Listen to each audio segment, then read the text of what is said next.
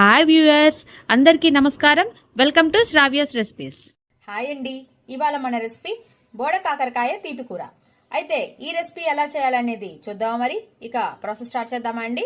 బాండి పెట్టుకుని ఆయిల్ పోసుకోండి. ఆయిల్ వేడెక్కాక 1 స్పూన్ తాలింపు గింజలు, ఎండుమిర్చి, కొంచెం కరివేపాకు వేసుకోండి.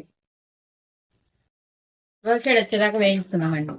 ఉల్లిపాయలు కొంచెం వేగనిద్దామండి. ఉల్లిపాయలు ఒకసారి ఎట్లా కలుపుకొని ఇప్పుడు ఈ బోడ కాకరకాయలు ఇలా కట్ చేసుకోవాలండి.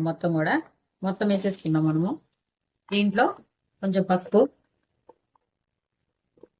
కూరకు సరిపడా ఉప్పు వేసేసుకోండి. ఒకసారి మంచిగా కలుపుకొని మూత పెట్టి మగ్గనివ్వాలండి. ఇప్పుడు కలుపుకున్నాం కదా, ఇప్పుడు మూత పెట్టి మగ్గబెడదామండి. మొత్తం బాగా మగ్గిపోవాలండి. మగ్గిన తర్వాత ఉప్పు కారాలు వేసుకుందాం. బాగా మగ్గిపోయిందండి. ఇప్పుడు మనం కొంచెం కారం వేసుకుందాము.